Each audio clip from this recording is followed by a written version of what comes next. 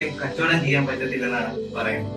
നമ്മളൊരു കസ്റ്റമർ നമ്മുടെ അടുത്ത് വന്നു കഴിഞ്ഞാൽ നമ്മൾ എപ്പോഴും അവരെടുത്ത് ചിരിച്ചുകൊണ്ട് വേണം നമ്മുടെ ഓരോ കാര്യങ്ങൾ പറയാനും അവരുടെ പല കാര്യങ്ങളും നമ്മൾ കേൾക്കാനും അവർക്ക് വേണ്ടി എന്ത് ചെയ്തു കൊടുക്കാം അതെല്ലാം നമുക്ക് ചെയ്തു കൊടുക്കാൻ നമുക്ക് പറ്റണം. എന്നാൽ മാത്രമേ ആ കസ്റ്റമറുടെ മൈൻഡിൽ നമ്മളെ കുറിച്ച് ഒരു ട്രസ്റ്റ് ബിൽഡാവും.